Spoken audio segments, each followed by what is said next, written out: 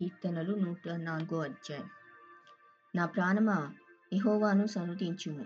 యెహోవా నా దేవా, నీవు అధిక ఘనత వహించిన వాడవు. నీవు మహాత్మ్యమును ప్రభావమును ధరించియున్నావు. వస్త్రం వలె వెలుగును నీవు కప్పుకొని ఉన్నావు. తెరను పరిచినట్టు ఆకాశ విశాలము నీవు పరిచియున్నావు. జలములలో ఆయన తన గదుల దూలములను వేసియున్నాడు. మేఘములను తనకు వాహనంగా చేసుకొని గాలి రెక్కల మీద గమనము చేయుచున్నాడు. వాయువులను తనకు దూతలుగాను, అగ్ని జ్వాలలను తనకు పరిచారకులుగాను ఆయన చేసుకొని ఉన్నాడు. భూమి ఎన్నటికిని కదలకుండునట్లు ఆయన దానిని పునాదుల మీద స్థిరపరిచెను. దాని మీద అగాధ జలములను నీవు వస్త్రం వలె కప్పితివి. కొండలకు పైగా నీళ్లు నిల్చెను. నీవు గద్దింపగానే అవి పారిపోయెను. నీ ఉరుము శబ్దం విని అవి త్వరగా పారిపోయెను. నీవు వాటికి నియమించిన చోటికి పోవుటకై అవి పర్వతములెక్కెను, పల్లెములకు దిగెను. అవి మరలి వచ్చి భూమిని కప్పకయుండునట్లు అవి దాటలేని సరిహద్దులు నీవు వాటికి నియమించితివి. ఆయన కొండలోయలలో నీటి బుగ్గలను పుట్టించును. అవి మన్యములలో పారును. అవి అడవి జంతువులన్నింటికీ దాహమిచ్చును. వాటి వలన అడవి గాడిదలు దప్పి తీర్చుకొనును.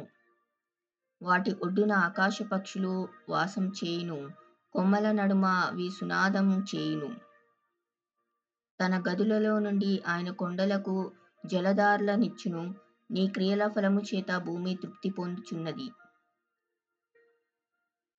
పశువులకు గడ్డిని, నరుల ఉపయోగమునకు కూర మొక్కలను ఆయన మొలిపించుచున్నాడు.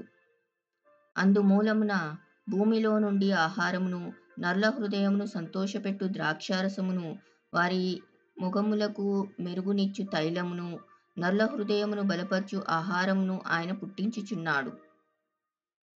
యెహోవా వృక్షములు తృప్తి పొందుచున్నవి. ఆయన నాటిన లెబనోను, దేవదారు వృక్షములు తృప్తి పొందుచున్నవి. అచ్చట పక్షులు తమ గూలు కట్టుకొనును. అచ్చట సరళ వృక్షముల పైన కొంగలు నివాసము చేయుచున్నవి. గొప్ప కొండలు కొండ మేకలకు ఉనికిపట్లు, కుందేళ్లకు బండలు ఆశ్రయ స్థానములు. ఋతువులను తెలుపుటకై ఆయన చంద్రుని నియమించెను. సూర్యునికి తన అస్తమయ కాలము తెలియును. నీవు చీకటిని కలుగజేయగా రాత్రి అగుచున్నది. అప్పుడు అడవి జంతువులన్నీ తిరుగులాడుచున్నవి. సింహపు పిల్లలు వేట కొరకు గర్జించుచున్నవి. తమ ఆహారంను దేవుని చేతిలో నుండి తీసుకొన చూచుచున్నవి. సూర్యుడు ఉదయింపగానే అవి మరలిపోయి తమ గుహలలో పండుకొనును. సాయంకాలం వరకు పాటుపడి తమ పనులను జరుపుకొనుటకై మనుషులు బయలువెళ్ళుదురు. యెహోవా, నీ కార్యములు ఎన్నెన్ని విధములుగా ఉన్నవి. జ్ఞానం చేత నీవు వాటిని నిర్మించితివి. నీవు కలుగజేసిన వాటితో భూమి నిండి ఉన్నది. అదిగో విశాలమైన మహాసముద్రము, అందులో లెక్కలేని జలచరములు, దానిలో చిన్నవి పెద్దవి జీవరాశులున్నవి. అందులో ఓడలు నడుచుచున్నవి. దానిలో ఆటలాడుటకు నీవు నిర్మించిన మకరములున్నవి.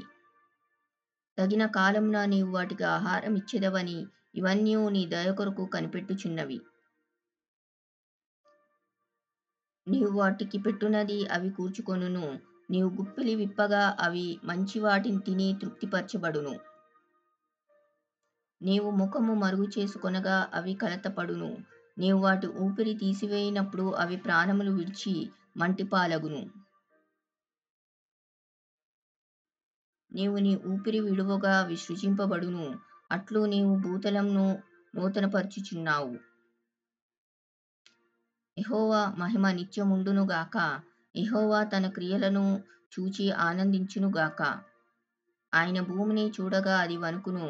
ఆయన పర్వతములను ముట్టగా అవి పొగరాజును.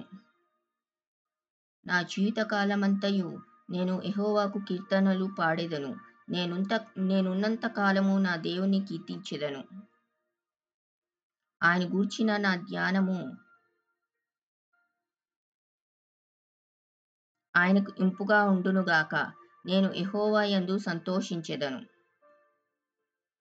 పాపులు భూమి మీద నుండి లయమగుదురు గదా! భక్తిహీనులు ఇక నుండకపోదురుగాక. నా ప్రాణమా యెహోవాను సన్నుతించుము. యెహోవాను స్తుతించుడి.